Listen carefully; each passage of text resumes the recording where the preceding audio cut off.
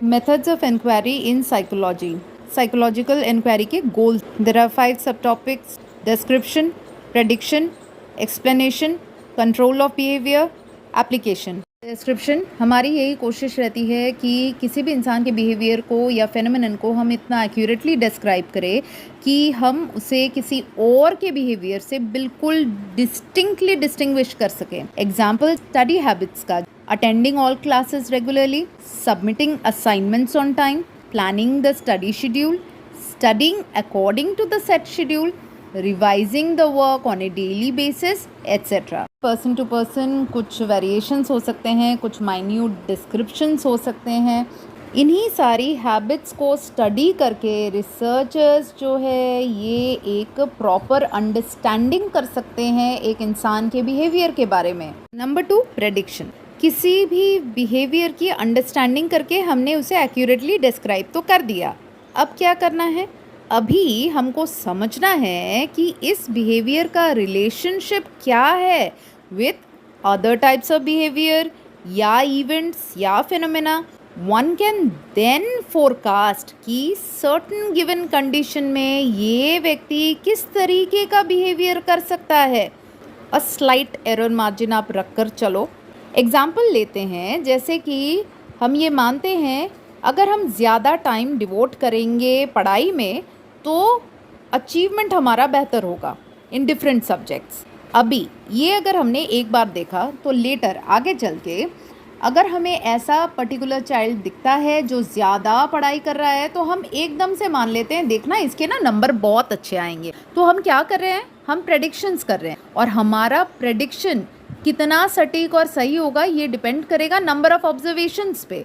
मतलब हम कितने लोगों का डेटा कलेक्ट कर रहे हैं, अकॉर्डिंगली हमारी जो प्रेडिक्शन की एक्यूरेसी है वो बढ़ती चली जाएगी. Number 3, explanation. यहाँ हमारा फोकस है to find out the causal factors और the determinants of behaviour. Psychologist पता लगाने की कोशिश करते हैं कि कौन से ऐसे फैक्टर्स है जिस वजह से ये बिहेवियर हुआ, या फिर कौन से ऐसे कंडीशंस है जिसके चलते आप ऐसे पर्टिकुलर बिहेवियर्स को अवॉइड कर सकते हो so that it does not occur. Example, हम सोचते हैं कि चलो ये बच्चा जो है ऐसा क्यों है, क्यों ये क्लास में ध्यान नहीं देता, क्यों पढ़ाई को कम इम्पोर्टेंस देता है, या फिर दूसरा बच्चा इतना अटेंटिव कैसे है. यही हमको पता लगाना है द डिटर्मिनेंट्स और द एंटीसीडेंट कंडीशंस, मतलब ऐसे conditions that led to the particular behaviour. ठीक है, तो इसको हम स्टडी करेंगे. क्यों? क्योंकि हमें पता लगाना है the relationship between the cause and effect. किसके बीच में? बिटवीन 2 वेरिएबल्स, 2 ऑब्जेक्ट्स या इवेंट. ये हमको एस्टैब्लिश करना है. Number 4, control.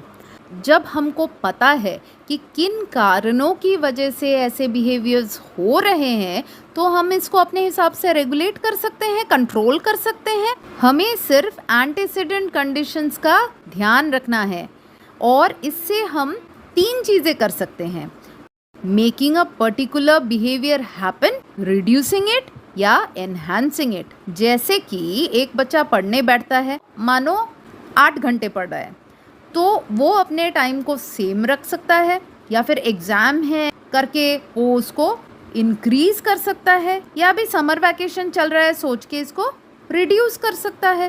जो और जैसे चेंजेस वो अपने बिहेवियर, अपने टाइम शेड्यूल, अपने स्टडी हैबिट में वो चेंजेस जैसे जैसे करेगा उसके अचीवमेंट्स में, उसके रिजल्ट में वैसा वैसा फ़र्क दिखेगा.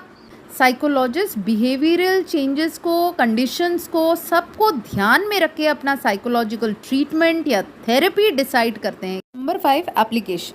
किसी भी साइकोलॉजिस्ट का मेन उद्देश्य है आपके प्रॉब्लम सॉल्व करना और आपके लाइफ को बेहतर बनाना, कुछ पॉजिटिव चेंजेस लाना, क्वालिटी ऑफ लाइफ इम्प्रूव हो जाए, ऐसे सजेशंस देना जैसे कि योगा करे, मेडिटेशन करे, इससे आपका स्ट्रेस रिलीफ हो जाएगा, एफिशिएंसी काम में बढ़ जाएगी. टाइम टू टाइम हम साइंटिफिक इंक्वायरी करते रहते हैं to develop new theories, constructs which leads to further research. Science is not so defined by what it investigates, but by how it investigates. Scientific method attempts to study a particular event, phenomena in an objective, systematic testable manner. Objectivity क्या है? It refers to the fact कि मानो दो लोग independent study कर रहे हैं of a particular event, दोनों को सेम कंक्लूजन ड्रॉ करना चाहिए। मिस्टर ए एंड बी एक टेबल का मेजरमेंट लेने गए हैं with the same device, it's most likely कि उनका जो रिजल्ट निकलेगा वो सेम निकलेगा। सिस्टमेटिक से क्या समझते हैं? इट इंक्लूड्स फ्यू स्टेप्स, जैसे कि conceptualisation of a problem, collection of data, फिर ड्राइंग कंक्लूजन, उसके बाद revising research conclusions and finally theory.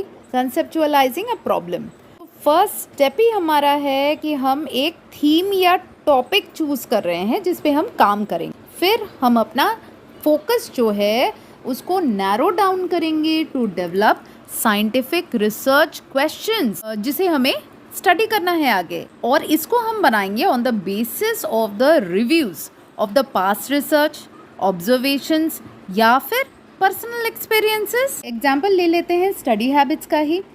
हम पिछला एक्सपीरियंस ऐड कर रहे हैं, उसके बेसिस में देख रहे हैं कि अभी बच्चे का इंटरेस्ट इन स्टडी कैसा है, वो क्लास में कैसा स्टडी करता है, घर आने के बाद कैसा स्टडी करता है। साइकोलॉजी में हम स्टडी करते हैं डाइवर्स रेंज ऑफ प्रॉब्लम्स, जैसे कि to understand our own behaviour, to understand someone else's behaviour, to understand group influences, group behaviour, या फिर ऑर्गेनाइजेशनल लेवल पे क्या चल रहा है।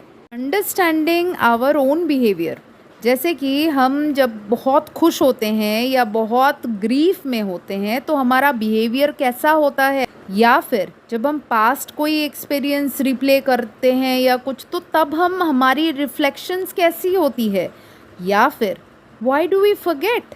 Next is understanding someone else's behaviour, जैसे कि एक बच्चा दूसरे बच्चे से ज़्यादा इंटेलिजेंट क्यों है, या फिर एक कभी भी उसका मन नहीं करता to finish the work on time, ऐसा क्यों है। किसी के स्मोकिंग हैबिट्स को आप कैसे कंट्रोल कर सकते हो, किसी के क्रॉनिक इलनेस को आप कैसे मेडिसिन से ट्रीट कर सकते हो। Next is group influences on individuals behaviour. मानो साइक्लिस्ट बेटर परफॉर्म करता है when group of persons are watching. यही इंसान जब अकेले में साइकिल चलाता है तो उसके परफॉर्मेंस में फ़र्क आ जाता है। Likewise, why A spend more time meeting with people? अपने काम से काम क्यों नहीं रखता। Next is group behaviour. ऐसा देखा गया है कि मोस्टली जब एक इंसान ग्रुप में होता है तो उसकी रिस्क टेकिंग बिहेवियर बढ़ जाती है। Next is organisational level. क्यों सर्टन ऑर्गेनाइजेशन ज़्यादा सक्सेसफुल है than others? How can an employer increase employee का मोटिवेशन? हाइपोथेसिस क्या है? जब आप एक प्रॉब्लम को आइडेंटिफाई कर रहे हो, फिर एक टेंटेटिव आंसर उसकी ढूंढने की कोशिश कर रहे हो, तो वही हाइपोथेसिस है। मान लो एक बच्चा टेलीविज़न पे दिन रात वायलेंस देख रहा है, तो ये है प्रॉब्लम। तो हम कंक्लूजन क्या निकालेंगे कि अच्छा वो ऐसा कर रहा है, मतलब रियल लाइफ में उसका डिग्री ऑफ अग्रेशन जो है वो बाकियों से कहीं अधिक होगा। नंबर 2 है कलेक्टिंग डेटा। इसमें रिसर्चर्स एक ब्लूप्रिंट रेडी कर रहे हैं कि स्टडी को हम आगे कैसे बढ़ाएं, कीपिंग इन माइंड 4 फैक्टर्स। एक तो है पार्टिसिपेंट्स कौन होगा, दूसरा डेटा कलेक्शन का मेथड क्या होगा, तीसरा टूल्स क्या यूज़ करेंगे, एंड फोर्थ इज प्रोसीजर क्या होगा। Depending on the nature of study, researchers decide करते हैं कि पार्टिसिपेंट्स या इन्फॉर्मेंट्स कौन होंगे। Children, adolescent, college students, teachers, managers, clinical patients, industrial workers, या कोई भी ग्रुप ऑफ इंडिविजुअल जहां ये फिनोमेना हम इन्वेस्टिगेशन कर सकते हैं।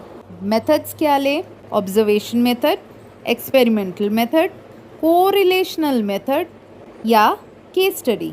आगे देखना है कि इसके लिए एप्रोप्रिएट टूल्स क्या होंगे। Interview schedule, observation schedule, questionnaire, finally procedure. हम इंडिविजुअल डेटा कलेक्शन देख रहे हैं कि ग्रुप वाइज।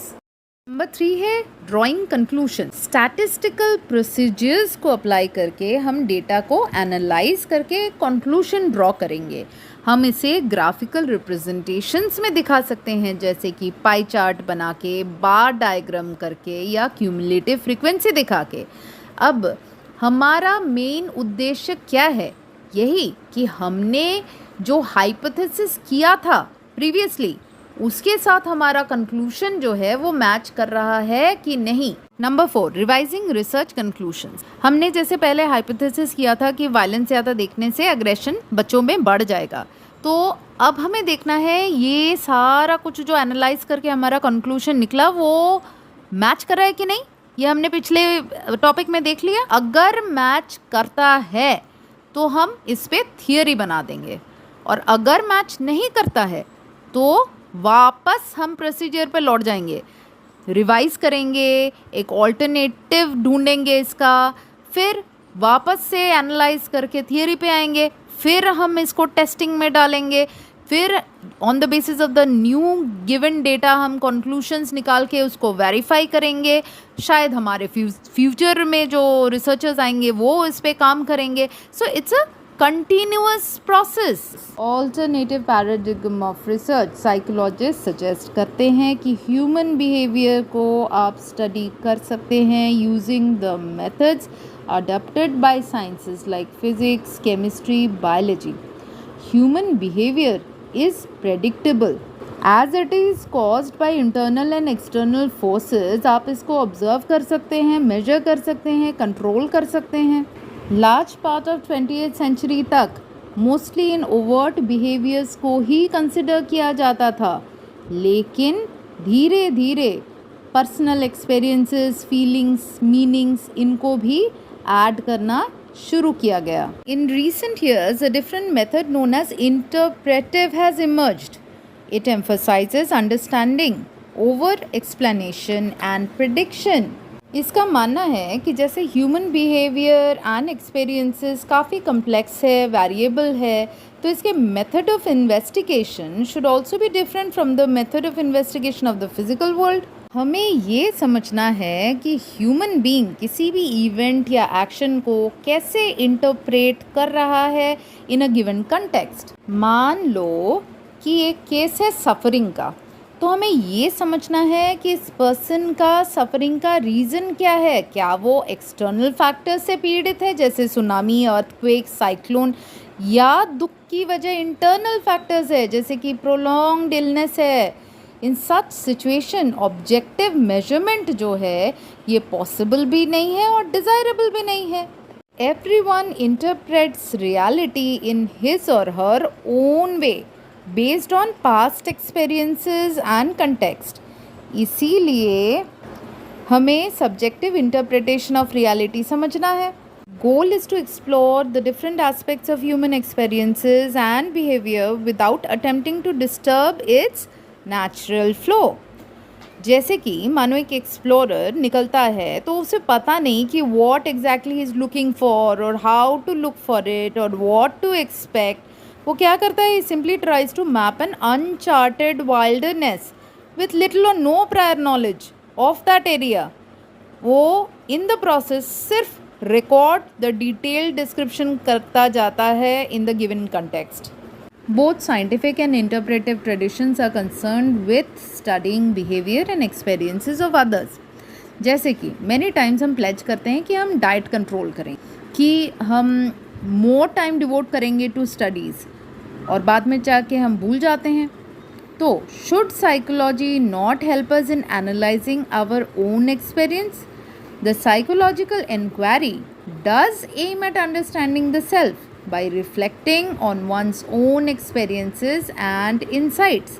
अपनी गलतियों से सीखो, खुद को सुधारो. साइकोलॉजिकल डेटा अदर साइंसेस से कैसे डिफरेंट है? नेचर ऑफ साइकोलॉजिकल डेटा को समझते हैं. साइकोलॉजिस्ट कलेक्ट करता है variety of information from different sources employing diverse methods. Information को क्या कहते हैं? डेटा प्लूरल है, डेटम सिंगुलर है, and it all relate to individuals behaviour. ये कोवर्ट हो सकता है, ओवर्ट हो सकता है, ये सब्जेक्टिव एक्सपीरियंस हो सकता है, मेंटल प्रोसेस हो सकता है. डेटा एक बहुत ही इम्पॉर्टेंट इनपुट है it approximate the reality to some extent. इसलिए हमको एक अपॉर्चुनिटी मिलती है कि हम इसे वेरीफाई करें, फॉल्सीफाई करें the ideas, hunches, notions. Data are not independent entities. ये इसे हम जोड़ेंगे किसी कंटेक्स्ट के साथ, मेथड के साथ या थियरी के साथ, जो कुछ भी जुड़ा हुआ है डेटा कलेक्शन के एंटायर प्रोसेस में। तो डेटा इंडिपेंडेंट नहीं है of the physical and the social context.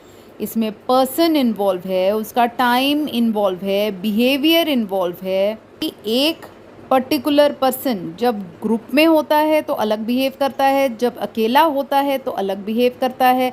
लोगों के सामने जैसे कि ऑफिस में उसका अलग बर्ताव है, घर में अलग बर्ताव है। पेरेंट्स टीचर्स के साथ वो जिस तरह से सोच सोच के बात करता है, फ्रेंड्स के साथ खुले में बात करता है। Not all people behave in the same manner in the same situation. Quality of data बड़े सारे कारणों से इन्फ्लुएंस हो सकते हैं, जैसे कि मेथड ऑफ डेटा कलेक्शन, सर्वे है कि इंटरव्यू है कि एक्सपेरिमेंट चल रहा है। And the characteristics of respondents, individual अकेला है कि ग्रुप में है, यंग है कि ओल्ड है, मेल है कि फीमेल है, रूरल से है कि अर्बन से है। एक चीज़ का ध्यान रखना है कि डेटा जो है it does not in itself speak about reality. Inferences have to be made from data. Researcher attaches meaning to the data by placing it in its proper context. कई बार ऐसा भी होता है कि जब हम डेटा कलेक्शन कर रहे हैं कि किसी भी विषय में, तो स्टूडेंट ने हमको एक बात कही जो हमने एंट्री कर दी, पर बाद में जब हम एक्चुअल ऑब्जर्वेशन के लिए जाते हैं किसी और रास्ते से, तो हम देखते हैं कि शायद उन्होंने बिल्कुल ऑपोजिट ही कुछ किया था जो हमें बताया नहीं। In psychology, different types of data or information are collected. Number 1, demographic. Number 2, physical. Number 3, physiological. Number 4, psychological. Number 1, demographic information. It includes personal information जैसे कि name, age, gender, birth order, number of siblings, education, occupation, marital status, number of children, locality of residence, caste, religion, parental education, occupation, family income, etc. Number 2, physical information. It includes information about ecological conditions जैसे कि कहाँ रहते हो, hilly region, desert या forest, mode of economy क्या है, housing conditions कैसा है, साइज ऑफ द रूम क्या है, फैसिलिटीज़ क्या क्या अवेलेबल है घर में, इन नेबरहुड में या स्कूल में, मोड ऑफ ट्रांसपोर्टेशन क्या है। Number 3, physiological data, which studies physical, physiological, psychological data. और इसमें हम देखेंगे height, weight, heart rate, level of fatigue, galvanic skin resistance within bracket GSR, electrical activity of brain measured by electroencephalograph, EEG, blood oxygen levels, reaction time, duration of sleep, blood pressure, pattern of dream, amount of salivation, running and jumping rates within bracket animal studies। ये सब हम collect करेंगे एक साथ। Number 4, psychological information. It includes intelligence, personality, interest, values, creativity, emotions, motivation, psychological disorders, illusions, delusions, hallucinations, perceptual judgment, thought processes, consciousness, subjective experiences.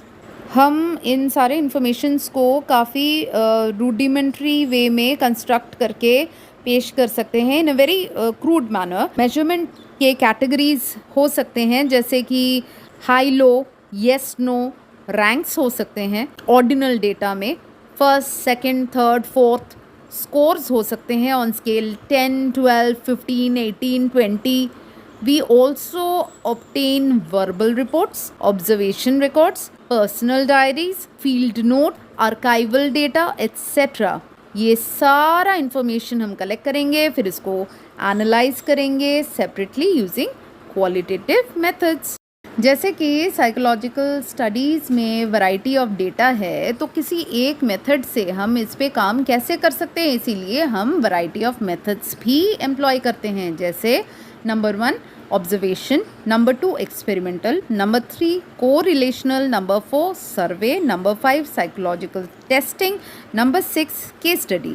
जिस situation के लिए जो मेथड अप्रोप्रिएट हो उसे लगा लो। एग्जाम्पल्स देख लेते हैं। नंबर 1, जैसे कि किसी फुटबॉल मैच में स्पेक्टेटर्स का बिहेवियर रिएक्शन कैसा चल रहा है, ये हम कैसे जानेंगे? ऑब्जर्वेशन से। नंबर 2, मानो एक सिचुएशन है कि एग्जामिनेशन लेना है, तो हम देखना चाहते हैं कि चिल्ड्रन अपने अपने क्लास में बैठ के बेहतर परफॉर्म करते हैं कि अगर हम उन्हें किसी और एग्जामिनेशन हॉल में लेके जाते हैं तो कोई फ़र्क आता है कि नहीं। तो कॉज एंड इफ़ेक्ट का रिलेशनशिप हमें समझना है।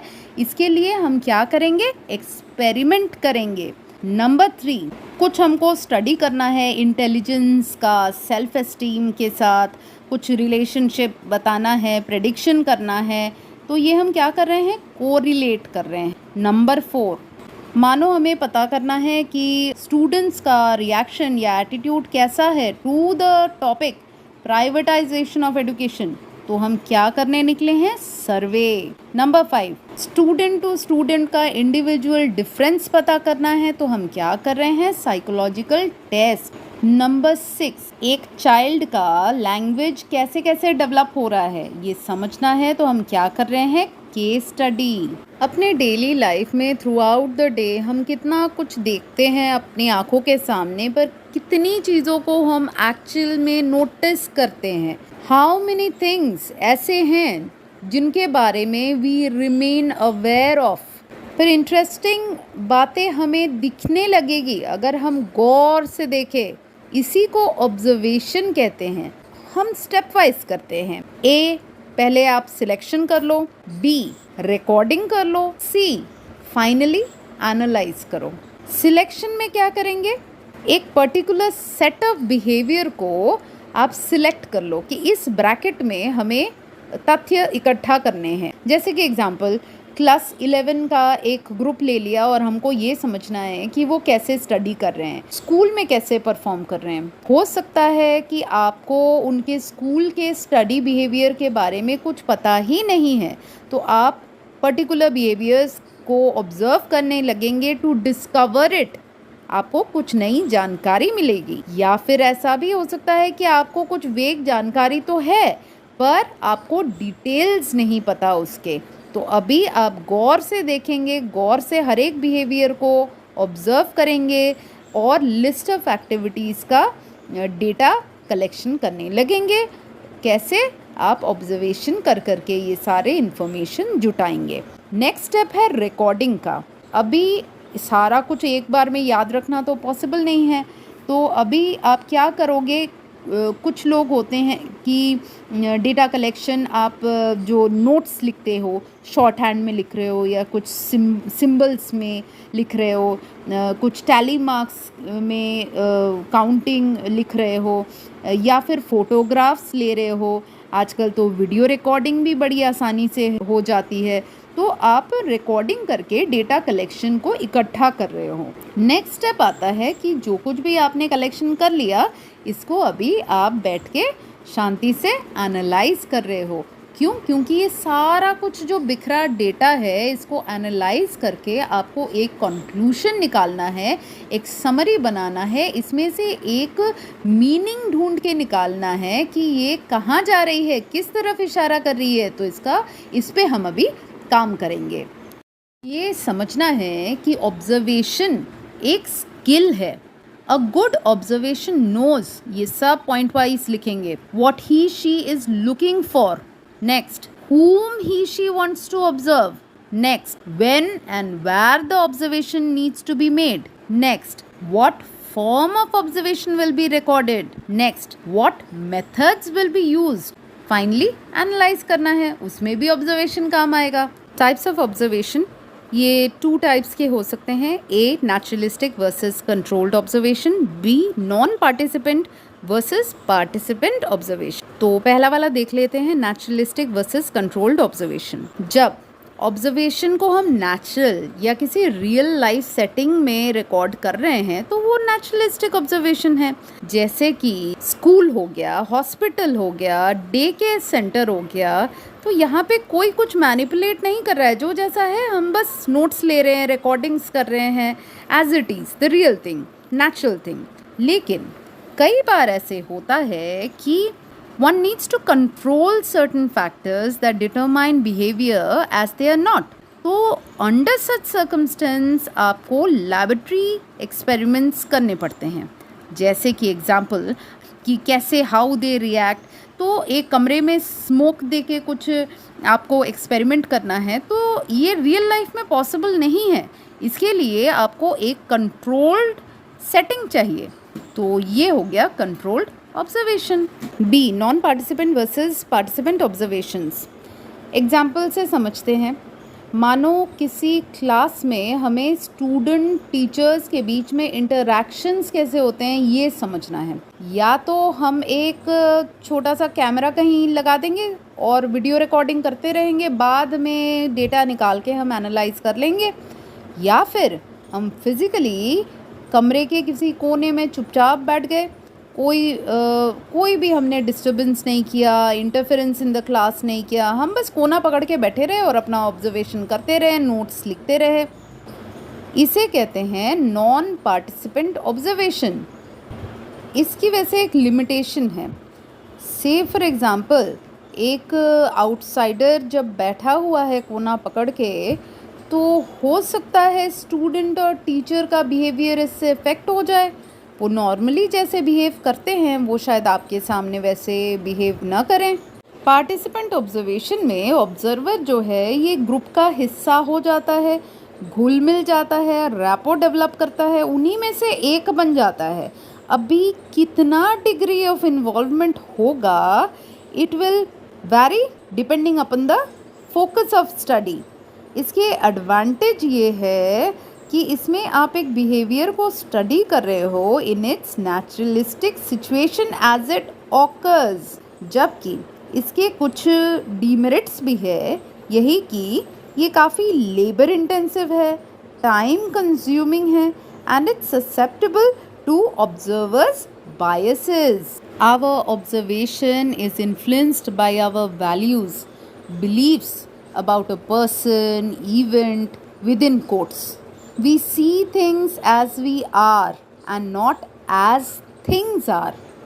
Because of our biases, we may interpret things in a different way than what the participants may actually mean. Therefore, the observer should record the behavior as it happens and should not interpret the behavior at the time of observation itself. अगला है experimental method. Experiments are generally conducted to establish cause and effect relationship between two set of events और variables in a controlled setting. In a carefully regulated procedure, एक factor में अगर हम कुछ changes ला रहे हैं तो हमें देखना है कि इसका इफेक्ट अदर फैक्टर पर क्या पड़ता है, कैसे पड़ता है। फॉर एग्ज़ाम्पल, हम एक इवेंट में कुछ मैनिपुलेशंस कर रहे हैं, कुछ चेंजेस ला रहे हैं, तो हमें स्टडी करना है कि इसके वजह से बिहेवियर में क्या क्या चेंजेस आते हैं। इस दौरान हम रिलेटेड फैक्टर्स को कांस्टेंट रखते हैं। कंसेप्ट ऑफ वेरिएबल है क्या? हमने पहले ही देखा कि एक्सपेरिमेंटल मेथड में रिसर्चर जो है वो एक रिलेशनशिप एस्टैब्लिश करना चाहता है बिटवीन टू वेरिएबल्स। अब वेरिएबल है क्या? Any stimulus or event which varies, that is, it takes on different values that changes and can be measured, is a variable. An object by itself is not a variable, but its attributes are. ये variations qualitative हो सकता है, quantitative हो सकता है, of objects हो सकता है, या events भी हो सकता है। Examples देख लेते हैं। पेन अपने आप में variable नहीं है, लेकिन there are varieties of pens, उसके डिफरेंट शेप्स है, साइज़ है, कलर है, तो ये सब वेरिएबल्स है। रूम जिसमें हम बैठे हैं ये अपने आप में वेरिएबल नहीं है, लेकिन there are different rooms different sizes के, तो ये है वेरिएबल। हाइट ऑफ इंडिविजुअल, ये हर एक का अलग अलग है, ये हो गया variable. People from different races, वो अलग दिखते हैं, तो वो हो गया वेरिएबल। आजकल ट्रेंड चला है बालों को रंगने का, हेयर कलरिंग जो करते हैं ये अपने आप में वेरिएबल है।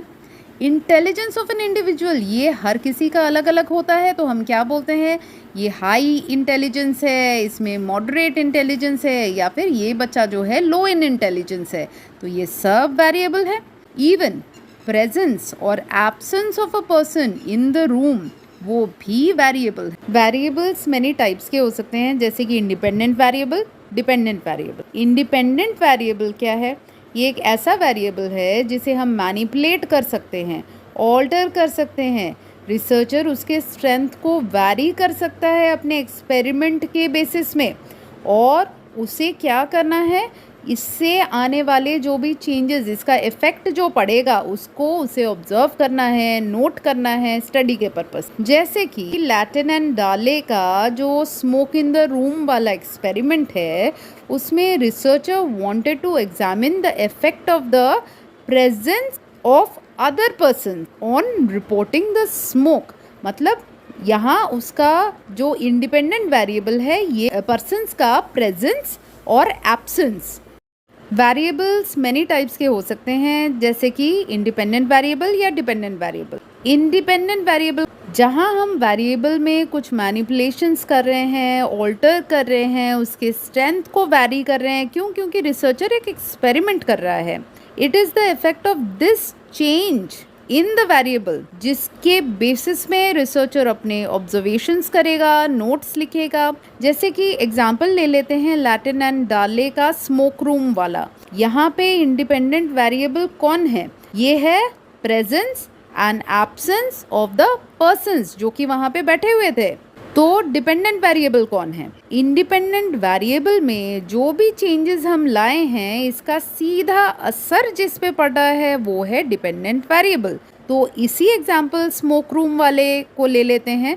इसमें डिपेंडेंट वेरिएबल कौन है? The frequency of reporting of smoke, ये है। दस इंडिपेंडेंट वेरिएबल अगर कॉज है, डिपेंडेंट वेरिएबल उसका इफेक्ट है। और ये इंडिपेंडेंट एंड डिपेंडेंट वेरिएबल आपस में इंटरडिपेंडेंट है। Neither of them can be defined without the other.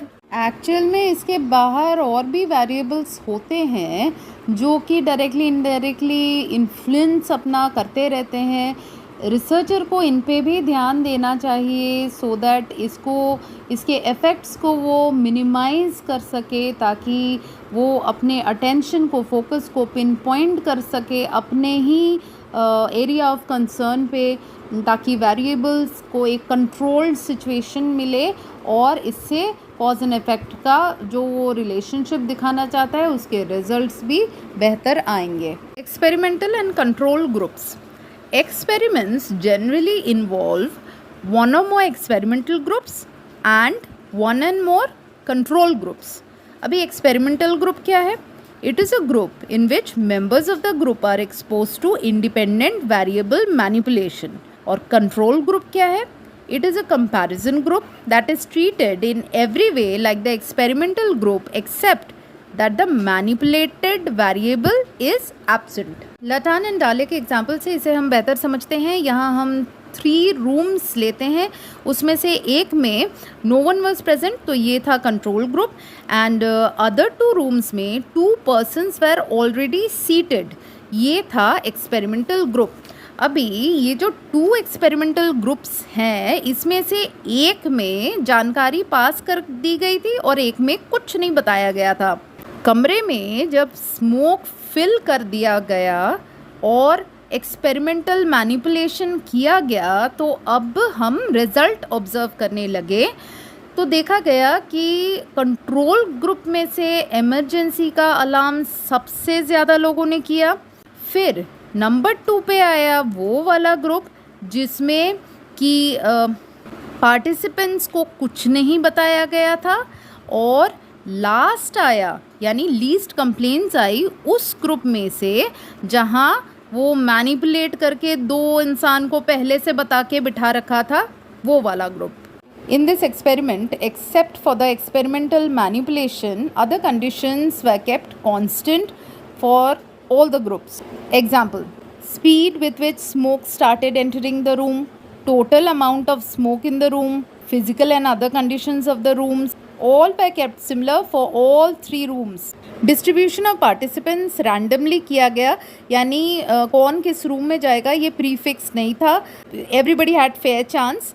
Actually अगर किसी एक रूम में लड़कियों को भेजते, किसी दूसरे रूम में लड़कों को भेजते, तो जो रिज़ल्ट निकलता उसमें शायद जेंडर बायस दिखता. पर हमारा फोकस था कि जो रिपोर्ट कार्ड बनेगा it should be on the basis of that experimental manipulation. ऐसे रेलेवेंट वेरिएबल्स जो कि इन्फ्लुएंस कर सकते हैं डिपेंडेबल वेरिएबल्स को, उनको कंट्रोल में रखने की कोशिश की गई. इसमें 3 मेजर टाइप्स है. नंबर 1 ऑर्गेनिज्मिक वेरिएबल, जिसके अंडर आता है एंग्जाइटी, इंटेलिजेंस, पर्सनालिटी. नंबर 2 है सिचुएशनल और environmental variables operating at the time of conducting the experiment, जैसे कि नॉइज़ है, टेम्परेचर, ह्यूमिडिटी. नंबर 3 है sequential variable, that is sequence related variables. Exposure to many conditions may result in experimental fatigue, which may influence the result of the study and make the interpretation of the findings difficult. In order to control relevant variables, experimenters use several control techniques. Some illustrations are: number 1, since the goal of an experiment is to minimize extraneous variables, the best way to handle this problem is to eliminate them from the experimental setting. जैसे कि experiment अगर हम sound proof room में करेंगे तो noise का disturbance नहीं होगा. अगर हम एयर कंडीशन रूम में करेंगे तो टेम्परेचर का प्रॉब्लम नहीं होगा. Number 2, elimination is not always possible. In such cases effort should be made to hold them constant so that their effect remains the same throughout the experiment. Number 3, organismic, जैसे कि fear, motivation and background variable, जैसे कि rural, urban, caste, socio-economic status. इन सब का problem solve करने के लिए, इन्हें कंट्रोल करने के लिए matching is use. The relevant variables in 2 groups are equated and hold constant by taking matched pairs across conditions of the experiment. Number 4, sequence related problem को मिनिमाइज करने के लिए हम काउंटर बैलेंसिंग टेक्निक अप्लाई कर सकते हैं. For example 2 task अगर करना है तो हम 2 ग्रुप्स को उठा लेते हैं. एक को जिस ऑर्डर में दिया है, अगले को हम बिल्कुल सेम चीज़ उल्टा ऑर्डर करके दे देंगे. जैसे कि फर्स्ट ग्रुप को हमने AB ऑर्डर में टास्क दिया है तो सेकेंड ग्रुप को हम BA ऑर्डर में टास्क देंगे, या फिर हम सेम इंडिविजुअल को ही ABB ऑर्डर में टास्क दे सकते हैं. Number 5, random assignment of participants in different groups eliminates any potential systematic differences between groups. Strength of a well-designed experiment is that it can provide, relatively speaking, convincing evidence of a cause and effect relationship between 2 or more variables. लेकिन इसके कुछ limitations है, जैसे कि number 1, ये experiments जो है these are conducted in a highly controlled laboratory situation. In this sense, they only simulate situation that exist in the outside world. इसीलिए they are frequently criticized. The experiments may produce results that do not generalize well or apply well to the real situations. तो हो सकता है कि इनकी कोई external validity हो ही ना. नंबर 2, अनदर लिमिटेशन है, it is not always feasible to study a particular problem experimentally. मानो हम स्टडी कर रहे हैं कि न्यूट्रिशनल डेफिशिएंसी का intelligence level of the children पे क्या असर पड़ता है, लेकिन इस एक्सपेरिमेंट को करने के लिए बच्चों को स्टार्व करना ये एथिकली रॉन्ग है. Third limitation, it is difficult to know and control all the relevant variables. Field experiment and quasi experiment. Field experiment, मानो किसी को स्टडी करना है नेचुरल सेटिंग तो वो करेगा फील्ड एक्सपेरिमेंट. फॉर एग्जांपल एक रिसर्चर को रियल लाइफ स्कूल सेटिंग में जाके ये पता करना है कि टीचिंग के लिए कौन सा मेथड जो है वो बच्चों के लिए बेहतर रहेगा, लेक्चर मेथड की डेमोन्स्ट्रेशन मेथड. इसके लिए पहले वो एक क्लास को चुन के उसको 2 ग्रुपों में डिवाइड कर देगा. एक ग्रुप को सिर्फ लेक्चर मेथड से पढ़ाया जाएगा, दूसरे ग्रुप को केवल डेमोन्स्ट्रेशन मेथड से पढ़ाया जाएगा. आखिर में दोनों का परफॉर्मेंस टेस्ट लिया जाएगा एंड कंक्लूशन हम तैयार करेंगे. पर इसके कुछ लिमिटेशंस हैं, जैसे कि इसमें रेलेवेंट वेरिएबल्स पे कंट्रोल बहुत ज़्यादा हम नहीं कर सकते हैं, जैसे कि लैबोरेटरी में पॉसिबल है, यहाँ पॉसिबल नहीं है। सेकेंडली ये बहुत टाइम कंज्यूमिंग है। थर्डली ये काफ़ी एक्सपेंसिव हो सकता है। अब देख लेते हैं quasi experimentation. Many variables cannot be manipulated in the laboratory setting. Say for example, मुझे अर्थक्वेक के ऊपर एक स्टडी करनी है, तो ऐसा एटमॉस्फेयर लैबोरेटरी में क्रिएट करना शायद उतना पॉसिबल नहीं हो। तो in such situation researcher adopts the method of quasi experimentation. Quasi Latin word से लिया गया है, which means as if. In such types of experiments, the independent variable is selected rather than varied or manipulated by the experimenter. Example, experimental group में हम ऐसे बच्चों को बिठा रहे हैं जिन बच्चों ने अर्थक्वेक के दौरान अपने पेरेंट्स को खो दिया है, एंड कंट्रोल ग्रुप में ऐसे बच्चों को बिठा रहे हैं जिन्होंने अर्थक्वेक एक्सपीरियंस तो किया है but they did not lose their parents. Thus, a quasi-experiment attempts to manipulate an independent variable in a natural setting using naturally occurring groups to form experimental and control groups. Co-relational research. कई बार हम two variables के बीच में relationship पे study करते हैं for prediction purpose. जैसे हमारा topic है कि हमने कितना अमाउंट ऑफ स्टडी टाइम डाला, इस पे डिपेंड करेगा students academic achievement.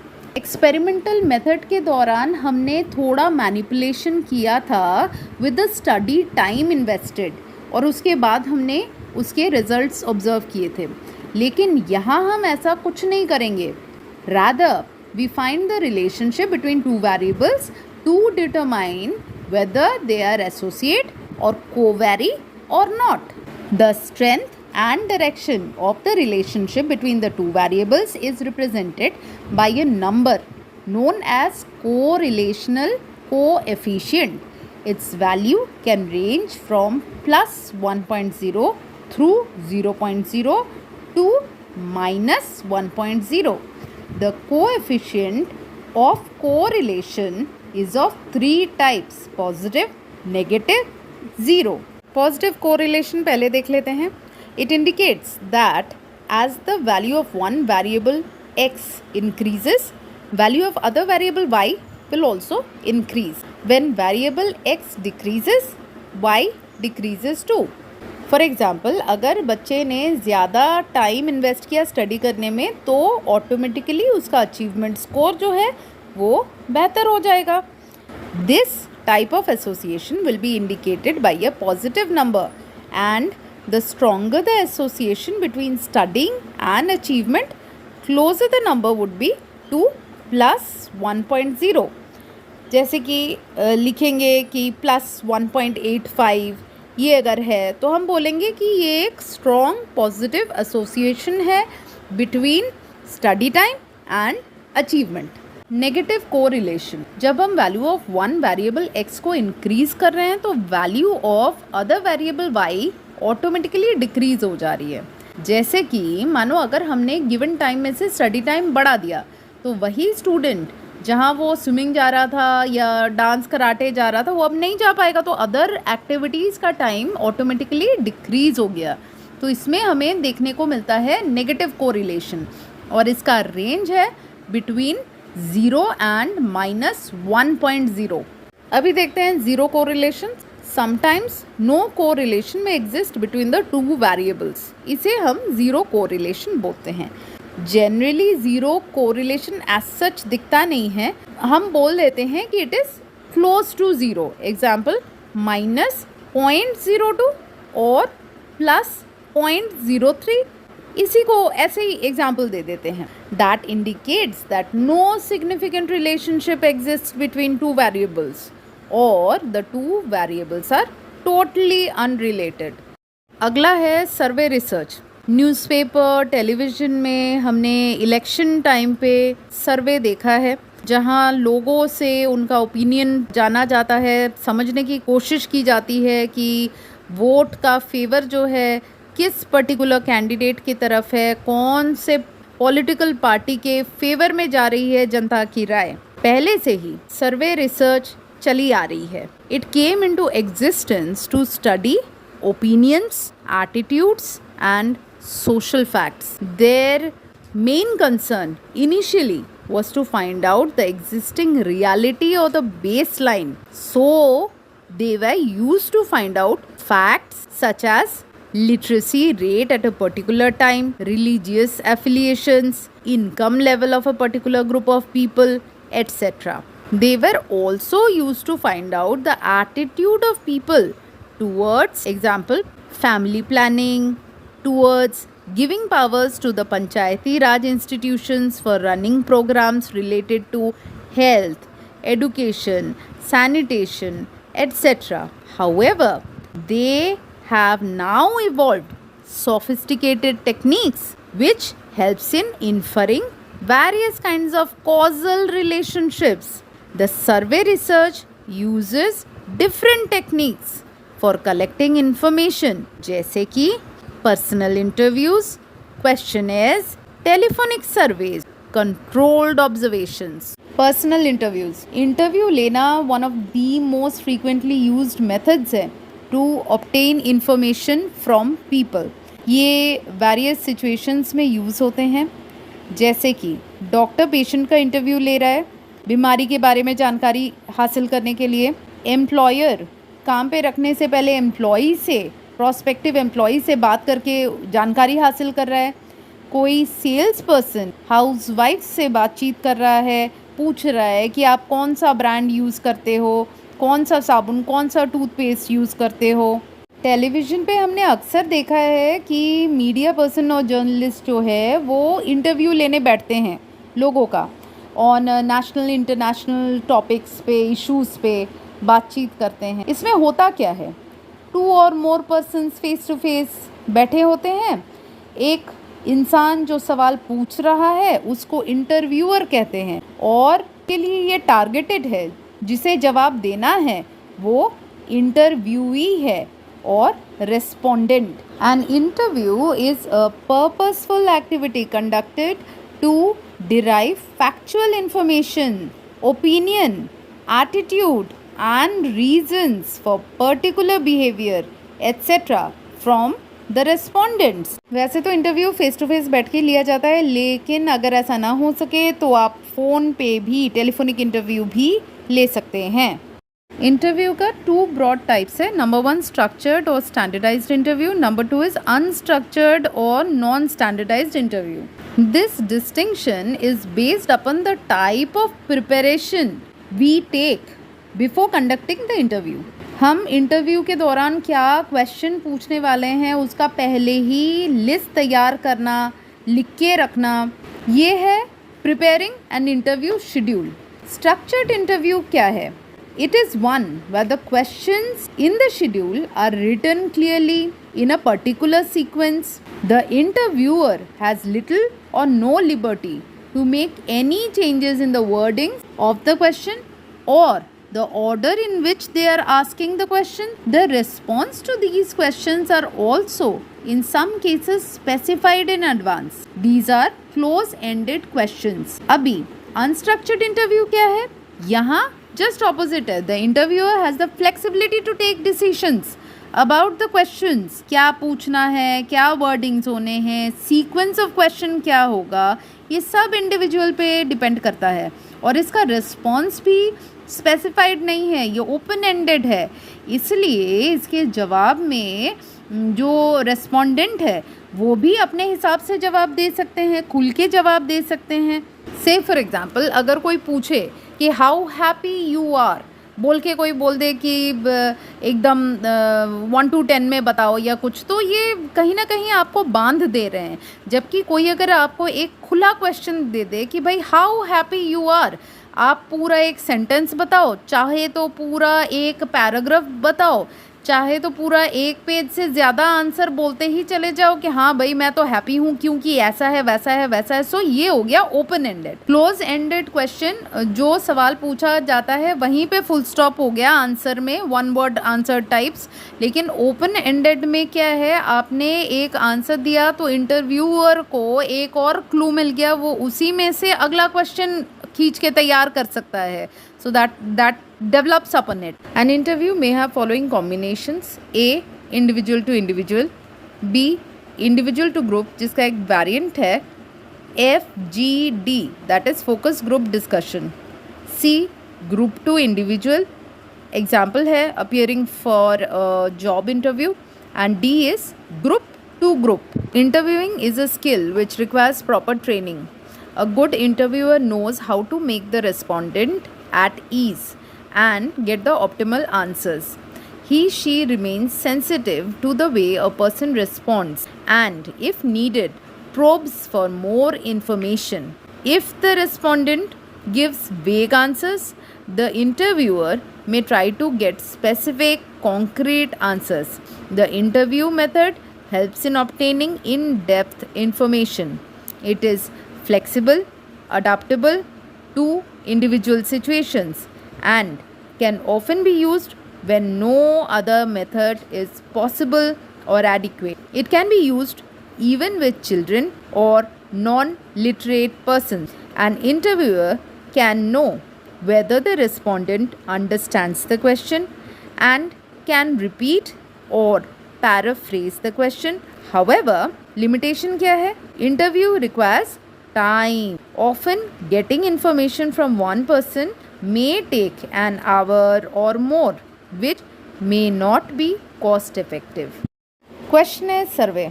Questionnaire is the most common, simple, versatile, low-cost, self-report method of collecting information. It consists of a predetermined set of questions. The respondent has to read the question and mark the answers on paper rather than respond verbally to the interviewer. They are in some ways like highly structured interviews. Questionnaires can be distributed to a group of persons at a time who write down their answers to the questions and return to the researcher, or can be sent through mail. Generally, two types of questions are used in the questionnaire: open-ended and close-ended. Open-ended questionnaire में the respondent is free to write whatever answers she considers appropriate. जबकि closed ended type पे the questions जो दिए गए हैं उसके answers are given and the respondent is required to select the correct answers, जैसे कि मानो yes no, true false, multiple choice या फिर रेटिंग स्केल. जैसे कि अ स्टेटमेंट इज गिवन, इसमें 3 पॉइंट दे दिए गए हैं: एग्री, अनडिसाइडेड, डिसएग्री, या फिर 5 पॉइंट दे दिए गए हैं: strongly agree, agree, undecided, disagree, strongly disagree, या फिर 7 पॉइंट दे दिए गए हैं, 9 पॉइंट दे दिए गए हैं, 11 पॉइंट दे दिए गए हैं. तो इसी में से आपको लिखना है, आप इसके बाहर नहीं जा सकते. In some cases the participants are asked to rank a number of things in preferential order. Then questionnaire is used for collecting background information या demographic information, past behavior का, attitude का information, opinion poll, knowledge about a particular topic, या फिर लोगों का expectation, aspirations of a person. Sometimes ये सर्वे जो है बाय मेल भी किया जाता है, लेकिन वहाँ पे पोर रिस्पॉन्स होने के चांसेस ज़्यादा है. Next, telephone survey. Surveys are also conducted through telephone, television programmes या फिर मोबाइल फ़ोन SMS करके भी. Telephone survey helps in reducing time.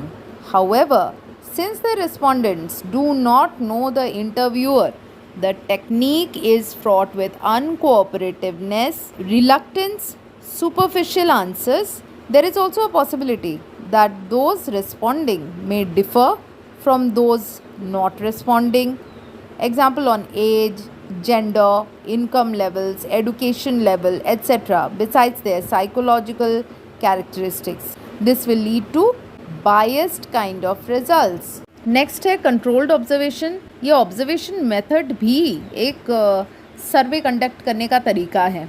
वैसे देखा जाए तो हर एक मेथड उसके कुछ एडवांटेजेस, लिमिटेशंस होते हैं, और ये एक इंडिविजुअल रिसर्चर पर डिपेंड करता है कि वो किसी भी काम के लिए कौन सा पर्टिकुलर मेथड अप्लाई करेगा. सर्वे के सेवरल एडवांटेजेस होते हैं, जैसे कि first, information can be gathered quickly, efficiently from thousands of people. Second क्या है, Since survey can be conducted quickly, public opinions on a new issue can be obtained almost as soon as the issue arises. अब limitation of survey क्या है? First of all, people may give inaccurate information because of memory lapses, or they may not want to let the researcher know what they really believe about a particular situation or issue.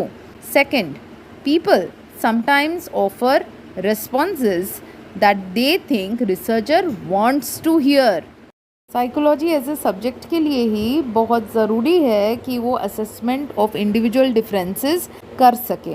अभी psychologists have constructed different test. क्यों? क्योंकि उनको पता करना है intelligence, aptitude, personality, interest, attitude, values, educational achievement एक individual के क्या क्या है. अभी ये सारे टेस्ट के रिजल्ट्स जो है ये ज़रूरी होता है. क्यों? काफ़ी सारे कंटेक्स्ट में इसका यूज़ होता है, जैसे कि personal selection, placement, training, guidance, diagnosis. ये सारा कंसिडर करते हैं बड़े सारे educational institutions, industries, defence establishments, clinics. Psychological test contains a number of questions called items with their probable responses which are related to a particular human characteristic or attribute. Characteristic for which a test has been developed should be defined clearly, unambiguously, and all items should be related to that characteristic only. Often a test is meant for a particular age group. It may or may not have a fixed time limit for answering the questions. Psychological test can be standardized or objective. और ये एक ऐसा instrument है which is use to assess an individual standing in relation to others on some mental and behavioural characteristics. Objectivity किसे कहते हैं? It refers to the fact that if two और more researchers administer a psychological test on the same group of people, more or less दोनों का ही result same आएगा. In order for a psychological test to become an objective measure, it is essential that items should be worded in such a manner that they communicate the same meaning to different readers. Also, the instructions to the test takers about how to answer the test items should be specified in advance.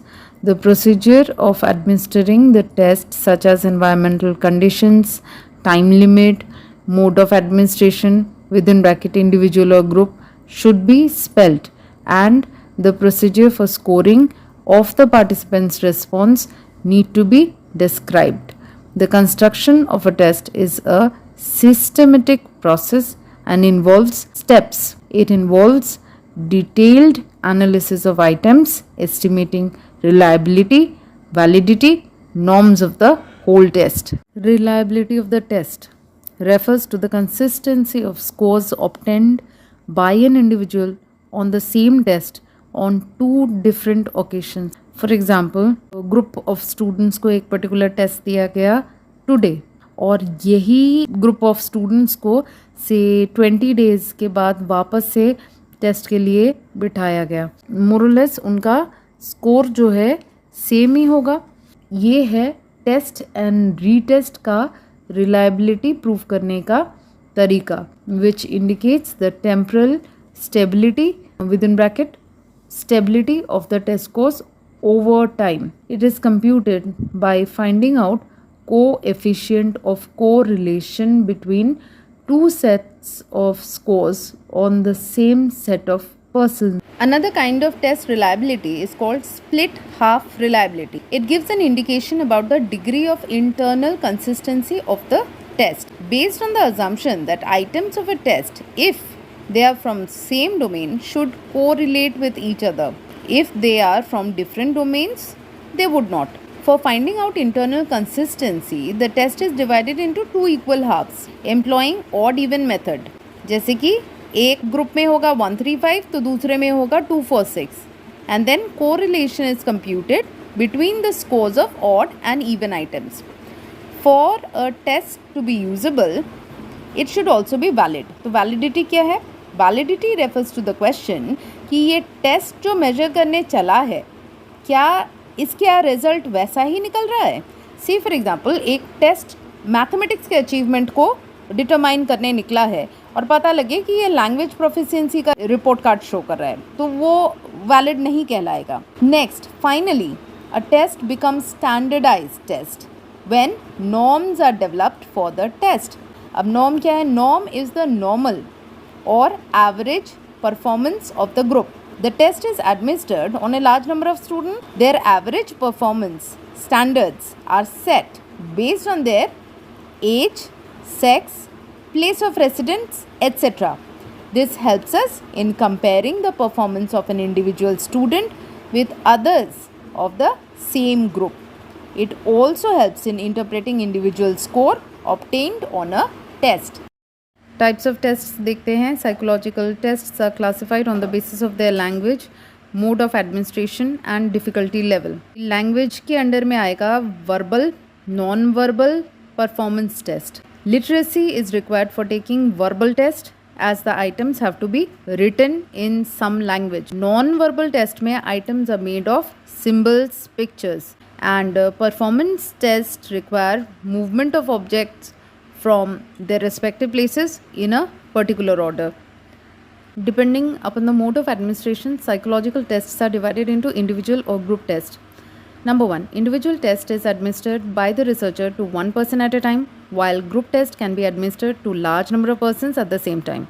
Number 2. In individual tests, the researcher administers the test face to face and remains seated before the test taker and notes down the responses. In the group test, the instructions about answering the items, etc. are written on the test. Test taker reads and answers the questions accordingly. The test administrator explains the instructions to the entire group.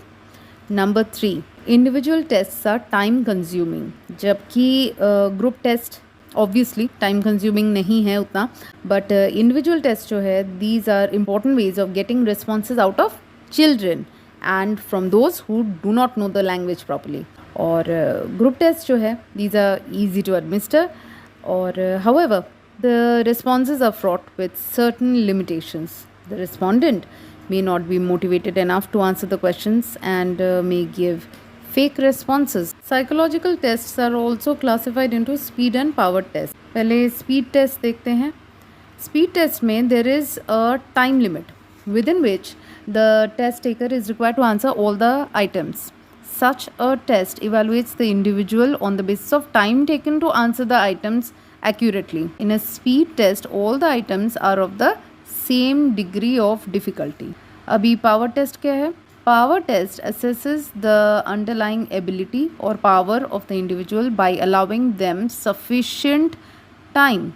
That is, these tests do not have any time limit. In a power test, the items are generally arranged in an increasing order of difficulty. If a person is unable to solve the sixth item, तो आगे के questions और भी नहीं होने हैं. It is, however, difficult to construct a pure speed और pure power test. इसलिए मेजॉरिटी टाइम पे क्या होता है, combination of both speed and power किया जाता है. While tests are often used in research और making decisions, test must be selected and used with great care. The test user or decision maker should not rely on any single method. Test data should be combined with information about a person's background, interest, past performance. Topic: Case study. In this method, the emphasis is given on in-depth study of a particular case. Researchers focus on cases which can provide critical information or new learning on less understood phenomena. The case can be individual with distinguishing characteristics, example a patient showing psychological disorder, या फिर small group of individuals having some commonality, जैसे कि creative writers जो कि follow कर रहे हैं रविंद्रनाथ टैगोर को, महादेवी वर्मा को. इंस्टीट्यूशंस जैसे कि poorly or successfully functioning schools, corporate offices. Next is specific events. Example, children exposed to devastation by tsunami, war, vehicular pollution, etc. A case study employs multiple methods for collecting information such as interview, observation, psychological test, from a variety of respondents who, in some way or other, might be associated with the case and can provide useful information. With the help of case studies, psychologists have done research to understand feelings, fantasies, hopes, fears, traumatic experiences, parental upbringing, and so on. That helps to understand a person's mind and behavior. Case studies provide a narrative or detailed description of the events that takes place in a person's life. A case study is a valuable research tool in the field of clinical psychology and human development. Freud's insight that led to the development of psychoanalytic theory emerged from his observations and showed that meticulous records must be maintained on individual cases. Similarly, Piaget developed his theory of cognitive development on the basis of observation of his 3 children. Case studies have been conducted to understand the pattern of socialization of children. Example, Minton and Hitchcock conduct a case study of socialization of children among Rajputs of Khalapur. S. Anandalakshmi studied aspects of childhood in Weavers community in Varanasi. Case studies provide detailed, in-depth depictions of people's lives. However, while generalizing on the basis of individual cases, one needs to be very cautious. The problem of validity in a single case study is quite challenging. It is recommended that the information should be collected using multiple strategies from different sources of information by a number of investigators. Careful planning of data collection is also very necessary. Throughout the process of data collection, the researcher is required to maintain a chain of evidence for linking various data sources having bearing on the research questions. Each method has its own limitation and disadvantage. Therefore, the researcher should not depend upon only one method. A combination of 2 or more methods should be used to get the real picture. If the methods converge, that is, they give the same results, one can certainly be more confident. Analysis of data data collection के बाद researcher के पास एक ही काम रहता है, conclusion draw करना, and this requires analysis of data. इसके लिए 2 मेथड्स यूज होते हैं. Number 1 quantitative, number 2 qualitative. Quantitative method psychological test हो, क्वेश्चन है, स्ट्रक्चर्ड इंटरव्यू, हर चीज़ में एक क्लोज एंडेड क्वेश्चंस दिए जाते हैं. ये जो क्वेश्चंस है इनके probable responses are given in these measures. Generally these responses are given in scaled form. They indicate the strength and magnitude of the response. For example, अगर 1 to 5 है मतलब लो, 7 to 11 है तो हाई. कई बार राइट रॉन्ग का भी ऐसे ही फैसला होता है.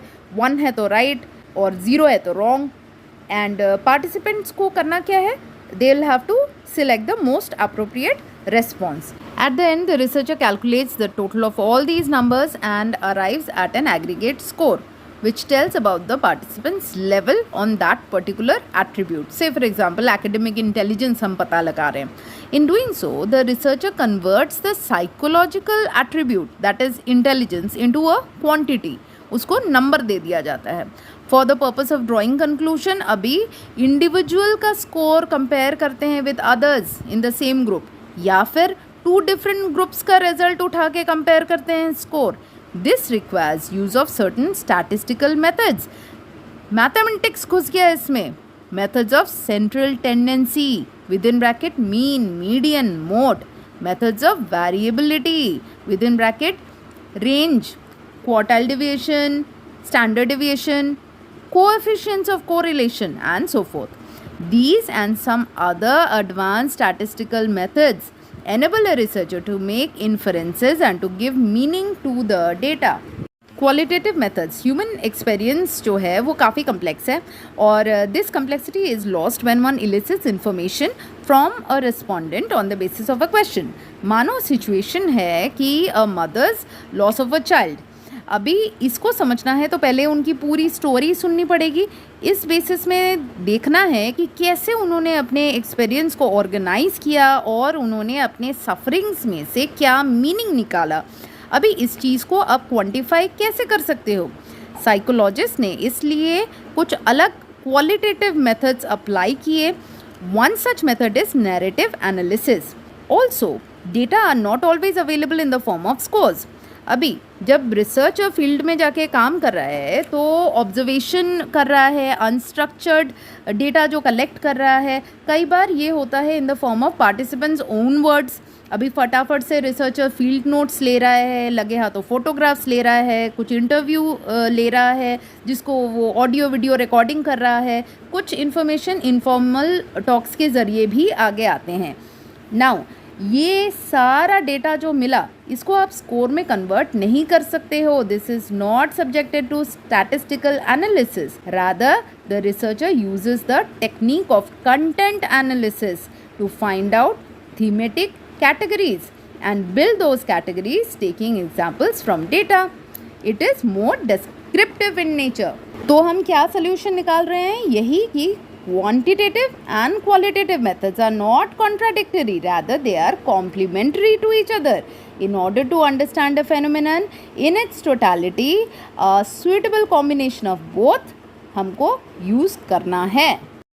Limitations of psychological inquiry. Number 1, lack of true zero point. Number 2, relative nature of psychological tools. Number 3, subjective interpretation of qualitative data. Number 1, lack of true zero point. In physical sciences, measurements do start from zero. For example, length of a table measure कर रहे हैं तो starting point zero है, वहाँ से मानो 3 inch long तक हमको जाना है. लेकिन साइकोलॉजिकल मेजरमेंट्स में हमारे पास कोई ट्रू ज़ीरो पॉइंट है ही नहीं. हम नहीं कह सकते हैं कि a person is having zero intelligence. ऐसा नहीं होता है, सबके पास थोड़ा दिमाग तो होता ही है. Psychologist arbitrarily decide a zero point and proceed. Therefore whatever scores we get are not absolute in nature, rather they have relative value. In some studies दिया जाता है, जैसे कि स्टूडेंट्स को टीचर्स ने first rank, second rank, third rank ऐसा दिया. अभी प्रॉब्लम हियर इज़ कि first rank to second rank and second rank to third rank, इन सब के बीच में स्कोर का जो डिफरेंस है वो अलग अलग है. जैसे कि मानो फर्स्ट को 48 मिला, सेकंड को 47 मिला, थर्ड को 40 मिला. तो हम यहाँ देखते हैं कि relative nature of the psychological measurement है. Number 2, relative nature of psychological tools. Psychological tests are developed keeping in view the salient features of a particular context. Example, अगर अर्बन स्टूडेंट्स को ध्यान में रख के हम एक टेस्ट डेवलप कर रहे हैं तो हमारी कोशिश रहेगी कुछ ऐसे फेमिलियरिटी डालने के लिए with the stimuli that is available in the urban setting, जैसे कि multi storeyed building, aeroplanes, metro, railways. Such a test is not available to the tribal areas. जो बच्चे ट्राइबल एरियाज़ से अपीयर होंगे उन्हें इन सारी चीज़ों की कोई जानकारी नहीं होगी, तो उनके लिए एक अलग टेस्ट बनाया जाएगा. मे बी उसका टॉपिक रहेगा relating to flora fauna. Similarly a test developed in the western countries में जो बनाया गया है उसको इंडियन कंटेक्स्ट पे आप नहीं डाल सकते हो. Such tests need to be properly modified and adopted, keeping in view the characteristics of the context in which they are to be used. Subjective interpretation of qualitative data. Data from qualitative studies are largely subjective since they involve interpretation on the part of the researcher as well as the person providing data. The interpretation may vary from one individual to the other. It is suggested that in case of qualitative studies, field work should be done by more than one investigator who, at the end of the day, should discuss their observations and arrive at an agreement before finally giving it a meaning. In fact, one is better off if the respondents too are involved in such meaning-making process. Ethical issues. Psychological research is concern with human behaviour, इसलिए researchers को कुछ ethics या moral principles का ध्यान रखना होता है while conducting the studies.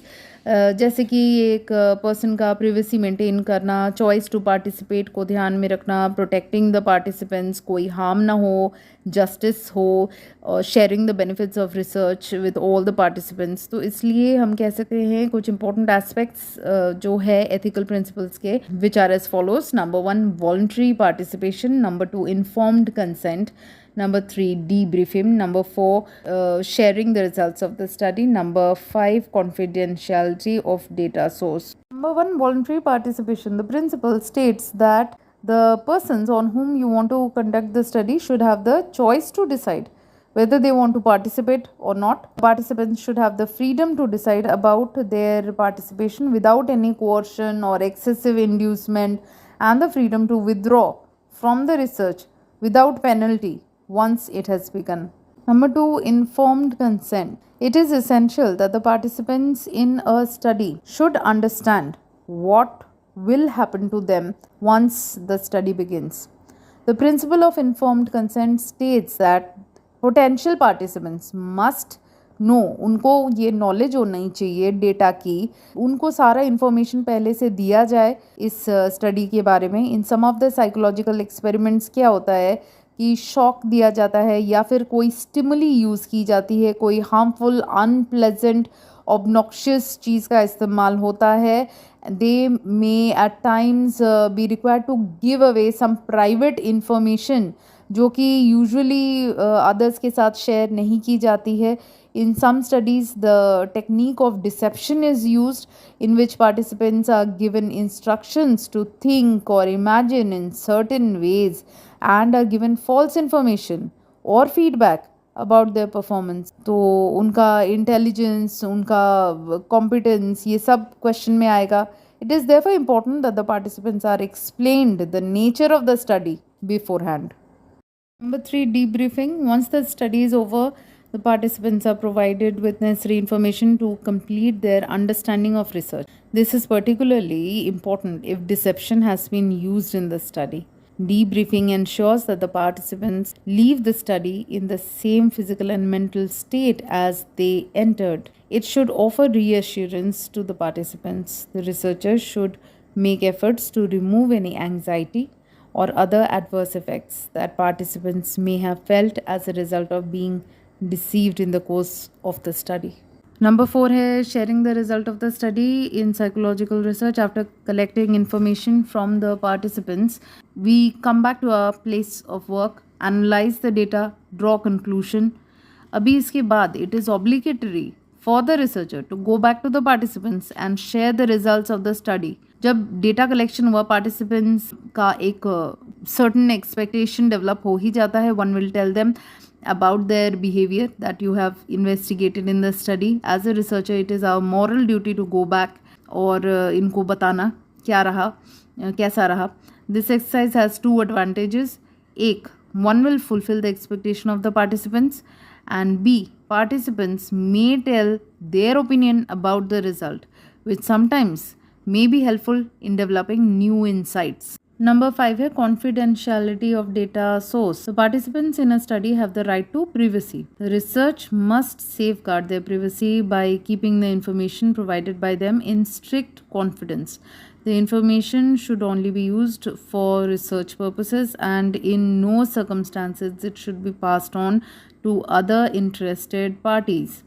The most effective way of protecting the confidentiality है कि आप उनकी आइडेंटिटी को रिकॉर्ड ही ना करें. लेकिन कई बार ये पॉसिबल नहीं होता है, तो इन दैट केस क्या करते हैं, उन्हें एक कोड नंबर दे दिया जाता है which is given on the data sheet, and the names with the codes are kept separately. Identification जो है, ये लिस्ट जो है, ये काम हो जाने के बाद it should be destroyed.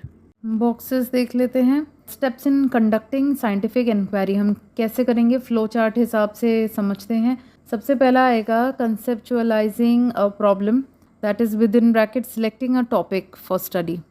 Number 2 है collecting data, with in bracket participants, methods, tools, procedures. Number 3 है drawing conclusion, with in bracket using statistical methods.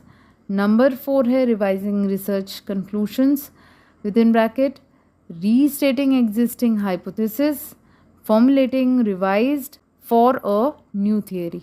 Famous experiment है स्मोक वाला, जिसमें 2 American psychologist Bibb Latane and John Darley, इन लोगों ने एक 1970 को स्टडी किया था. वहाँ कुछ स्टूडेंट्स कोलंबिया यूनिवर्सिटी के, उनको लैब टेस्ट के लिए बुलाया गया था. They were given the impression that they would be interviewed on a certain topic, or each student was sent to a waiting room to complete a preliminary questionnaire. Some of them found 2 other people already seated while others were alone. अभी धीरे धीरे जब वो लोग काम करने में busy हो गए तो इन लोगों ने पीछे से स्मोक चला दिया. अब स्मोक धीरे धीरे वॉल वेंट से घुसा और विद इन 4 मिनट्स पूरे कमरे में स्मोक ही स्मोक हो गया. विजन इफेक्ट हो गया, ब्रीदिंग इफेक्ट हो गई.